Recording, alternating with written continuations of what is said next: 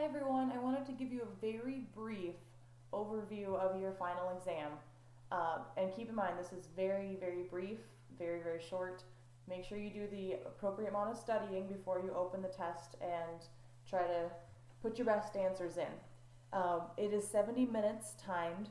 There are 50 questions. They are multiple choice, a couple true false, and then the last 10 of these 50 are short answer essays. So first of all, I want you to focus on the body system functions. You should know the basic functions of every body system that we've talked about so far, and then be familiar with all of the parts. So, for example, the respiratory system, be familiar with the words like alveoli, trachea, bronchi, bronchioles. Make sure you know that anatomy. A couple specifics for O2 and CO2, oxygen and carbon dioxide. There will be 2 questions on how that gas exchange occurs, and you also need to know where it occurs, where in the body very specifically, so make sure you look that up. The nephron is mentioned a few times. We should know that that's the functional unit of your kidney. There are several parts to it: the proximal convoluted tubule, the distal convoluted tubule, the loop of Henle, and there's a couple more parts, so I'll let you look that up on your own. But be familiar with the parts, know what they do, and also make sure you know what would happen if they weren't there, they weren't functioning. I think the test is a little heavily weighted towards the reproductive system, so make sure you spend enough time on this week 10 material. There will be several questions on this chapter.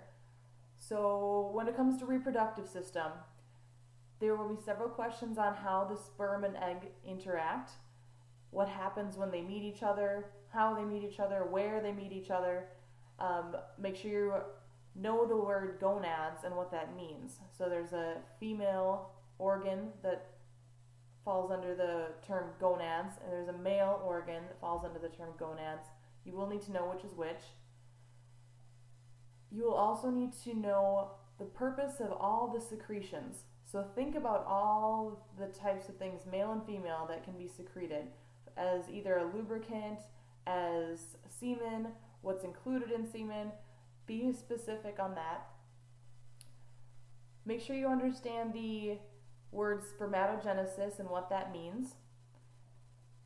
Be familiar with the gestation period, but don't go into too specifics here.